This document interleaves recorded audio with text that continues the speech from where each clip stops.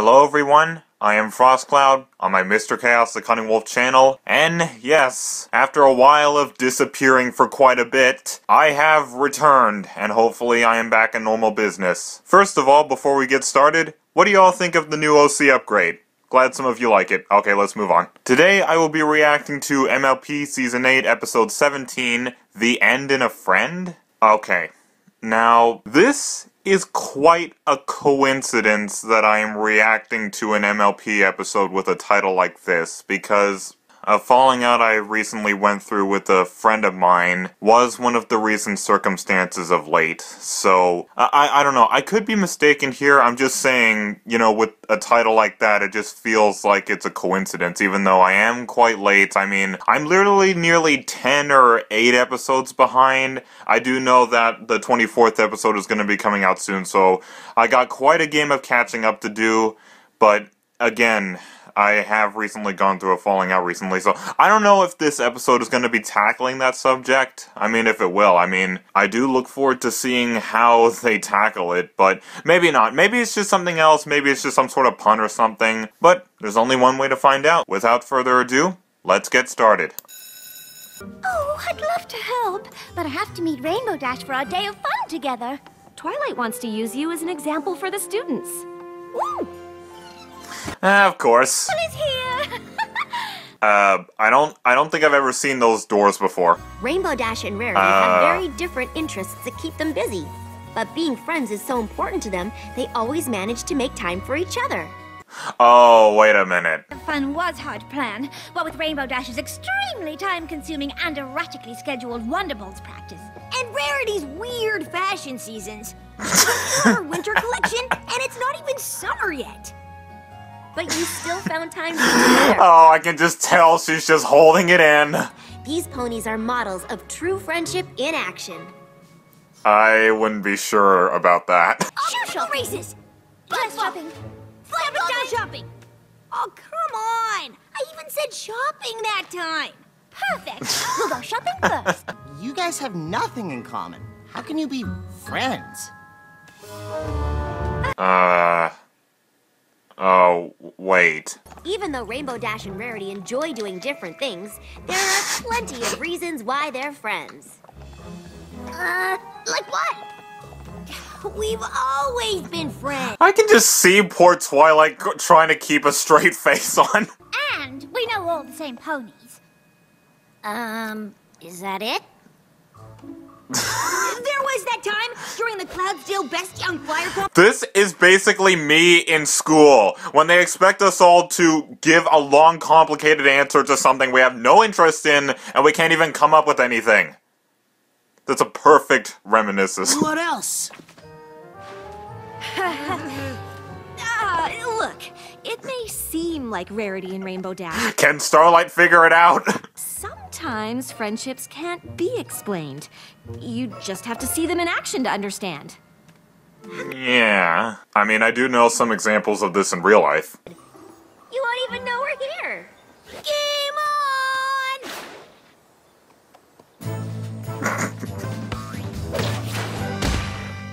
Rarity! You were supposed to be holding your bucket! Huh? Oh, sorry, darling. Wearing this drab jersey gave me an idea for a buckball-inspired line of athleisure wear that would allow for maximum flexibility and I'm genuinely not sure. Are they too... I didn't know shoes like that in Equestria could even work. Yes, but they should be ahead of the curve. If they're in... I mean, I can see them working to some extent, but it just looks off. Heels on a horse are pretty useless. Oh, contraire. They are... Can they clean up glitter? Ew! It's on my hooves! This is... Oh, well done, you got it on your face. Rainbow Dash and Rarity are just, showcasing an aspect of friendship called banter. The playful and friendly exchange of remarks. It's all in good fun. Well, I mean, banter can be good sometimes. I feel like I'm actually here as a student watching all of this, and I'm relating all these things to my life and saying, well, maybe they could happen, but... Creature, that didn't take long. Now they're having a great time together. Don't jinx it.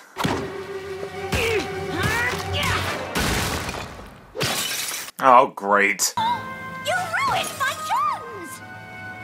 Yeah, well, you ruined my treasure hunt.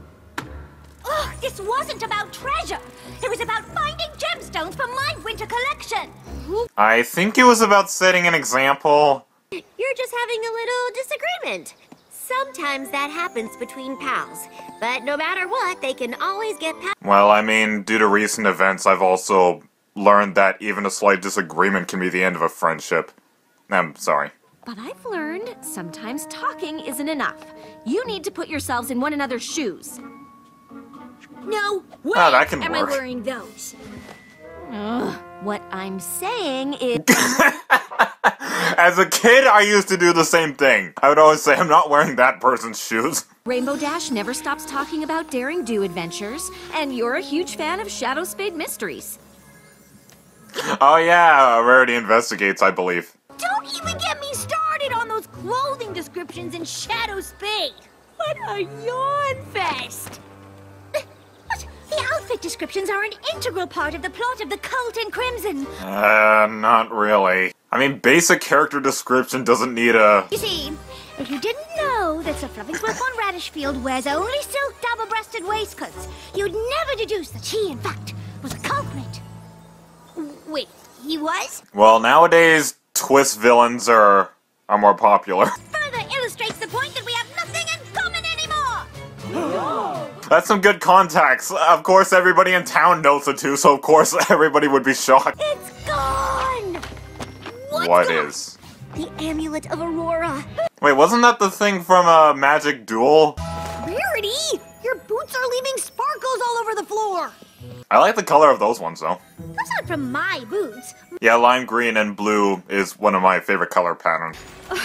Turns out these boots were not made for trotting, as advertised. I told you. The Amulet of Aurora is made out of azurantium. Azurantium? You know, the same metal that the Amulet of Atonement from Daring Do Book 4 is made from. It always leaves sparkles wherever it goes. Just like this, remember? It's from the book you just read. That book, yes, the one I just read. Seriously? After giving me all that grief, you didn't read mine either? Oopsie. Look, it's a print, but definitely not a hoof. Are those claw marks? Do those prints lead to an Ursa Minor or something? Oh, at least you can fly across. Can't you teleport across? Oh, well, I mean, I guess you're not Twilight, so... Is this the first... like... Is this the first non-talking creature that sort of talks? Hold that thought.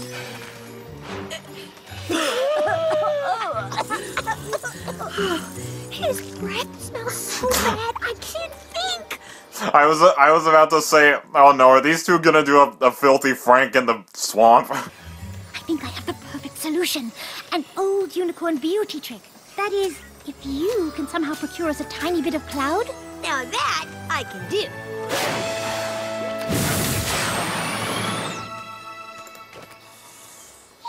It's adorable. Honestly, this feels like it's coming together a bit too easy, but... well, maybe not. I'm getting a feeling the actual amulet isn't actually in there. Or did Twilight deliberately do this to set them up to come back together instead of... like, is she waiting with all the students in that thing? High heels can do that? And you called them useless. I shouldn't have said that. Or made fun of the other stuff you liked. I didn't know that was a life hack. Actually, sorta neat. I owe you an apology. It's really all a matter of just having consideration. I never should have treated your interests like they were worth less than mine. So, does... Honestly, even at this point in the show, I find that this can actually still be believable. I honestly don't find this very out of character. I know other analysts may say different, but hey, I'm no analyst. Tunnel leads to the school? A secret passage! Awesome! Oh, wait a minute. Was I right? Touch of Aurora? Not exactly. That's what I thought. So, even though you don't like any of the same stuff, you two are friends again? It's possible. I mean, one of my closest friends likes a lot of different things. See reminder. Yeah, we don't have to love the exact same things to have fun together. I mean, imagine if we did. How boring would that be? Well, I mean, that's a bit debatable, but... See? Good friends always work through their differences. Yeah, I wish that were always true. Alright, so first impressions... I do like this episode. Wouldn't consider it one of the best or one of my favorites, but I would say it was a good one. First impressions, what are some raw, unscripted thoughts I'd like to say before I even want to review it someday? Because that's something I'm gonna get used to saying for a while, aren't I? Okay, one thing that actually came to my mind towards the ending of this episode, the pacing of this episode isn't bad or horrible, it's just interesting. You know, at some point, for some reason, I got the feeling like it was dragging a bit, but then it felt like it came together at a pretty steady pace. It's just something I can't quite describe. I don't know why, but I mean, that's what the pacing of this episode is to me. It's just interesting. And as I predicted before I even started the episode when I was reacting to it, I did get a sharp feeling that this was going to be tackling falling out, and well, obviously because it's a kid's show, it didn't tackle it, you know, to the extent of how mine went, and besides, if they were to do it to that extent, they'd probably have to make it like a premiere or a finale, because it's long and a lot of things went into it, but I'm not going to make all of you hear some sort of depressing story, and I'm not going to list any names or anything. But like I said in the beginning, it was quite a coincidence for me to be reacting to this episode just now, considering I just went through a falling out, but I am slowly but surely recovering for it. Like, there's a few... Again, I'm not going to make you guys hear some sort of depressing story or something, but I'm just going to say the aftermath of it is still affecting me greatly, and it's getting to me, but, you know, hopefully things will get better. I'm trying to stay as positive as possible. But in this episode's case, I honestly won't say the example it set was really inaccurate in any way. I mean, friends can go through something like this. Even couples, you know, even people who are married, or maybe a boyfriend or a girlfriend or a boyfriend or boyfriend or whatever people choose to be with. Like, just in relationships, like an intimate relationship, like, even that sort of conflict can happen. And it's all a matter of working through it. And like I said, my closest friend and I, we have a lot of differences. Yeah, he also likes MLP as well. He's one of those people that doesn't claim to be a brony, but he does like the show, so he's basically what I like to call a civilian fan. That's what I like to call. But yeah, he does like the show, but he also likes a lot of other things that I'm not into. He's a Transformers fan. He's into things like superheroes, like Spider-Man or like Batman or something. I'm not into that stuff, but even then, we can work past all that, and to this day, well, hopefully, we are still very close friends. You know, when I really put my head to it, yes, the moral in this episode is simple. It feels like a really shallow conflict, and maybe that's something I'll have as just a small con if I ever review this episode in a scripted manner, but honestly, I don't think that it really takes much away from the positives with this episode, because, you know, shallow or not, it's a good moral to go over. So I really can't say I really fault this episode for that. And like I said along the lines of during the reaction, I know analysts will see this episode a different way, but that's why I know I am not qualified to be an analyst, because I know I love the show to death, and I love its fandom to death as well, to this day. However, I don't claim to be an analyst, because I do pay close attention to things, but I don't remember absolutely every single thing in the show. And besides, I haven't seen every single thing. Like, I haven't seen the Equestria Girls digital series yet. I haven't gotten around to it yet. There's a lot of the IDW comics I haven't read yet. I've really only read the recent one with Tempest. Anyway, I'm sorry for going off topic, but that's just a fun fact about me. I don't consider myself an analyst. I'm just a casual brony who every now and then reacts and reviews. I really must say, my most favorite part of this episode in terms of comedy was...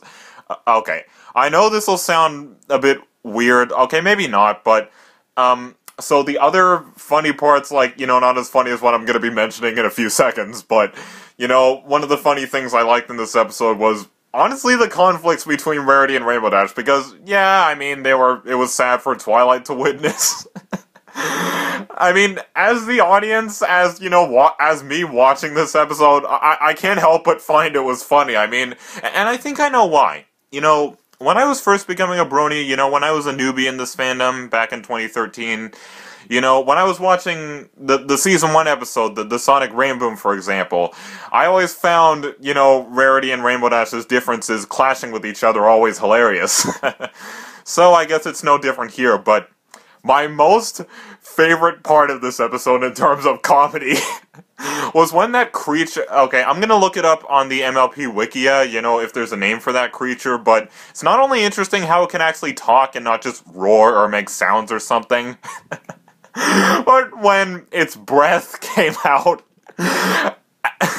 I don't know why I can't get it out of my head, but the reactions, and it made me have ironically, reaction where I said, oh, are they gonna pull a Filthy Frank or something? Are they gonna puke into the swamp or something? But it's a kid's show, and I'm pretty sure they're not gonna exploit fetishes, so I don't think they'd actually... If they did, I'm pretty sure they just play sound effects and not... I just discovered that I am going deep and inspecting whether they were going to show ponies in a show like this. Okay, you get the point. You know, why am I examining this? I'll just stop. But yes, I don't really have anything else to say about this episode other than I liked it. There's a few things that just kind of bugged me with the episode, like... For one thing, the segment of Rainbow Dash and Rarity going through the Everfree Forest, I believe. Yeah, I'm pretty sure it was the Everfree Forest because, you know, what other forest is like that, you know, to find the amulet. It was funny, yeah, with that creature, but for some reason I got this sort of Dora the Explorer feel. Like, I know comparing MLP to Dora the Explorer is like comparing eating a bunch of delicious candy to eating fecal matter, but it's just the simplicity with it. Like, I know it was Twilight's plan to give the students an example once and for all and to get Rarity and Rainbow Dash back together, but... Okay, maybe I won't feel this way after I watch it again a few more times if I so choose to do a closer review on this episode, but... I don't know. It's another thing I can't really describe, but it just bothered me just a little bit. You know, and I mean a little bit as in, you know, as some of you know, the way my power ranking system works whenever I review something, the meter is always going to stay at 10, and it's going to be a matter of, okay, does this episode deserve a 10? Or does this episode even deserve a blue 10? You know, a glowing blue 10 with that little reflection line in it? Or is it just going to get a green 10 or just an orange 10, which means, you know, I don't find anything wrong with it, but I did personally find this episode dull. But the thing is, I don't think that's a fair reason to flaw an episode, but if something is legitimately bugging me, like, if something is really bad, or something just slightly doesn't feel right, I usually just subtract, like, 1 or 2 paws, so it usually lands at, like, an 8 and 9 out of 10, and I know a lot of people would consider that high, but that's just how my ranking system works. Anyway, that was my reaction to MLP Season 8, Episode 17, The End in a Friend. Hope you all enjoyed the video. My name is FrostCloud, and you have a wonderful day. Bro Huff.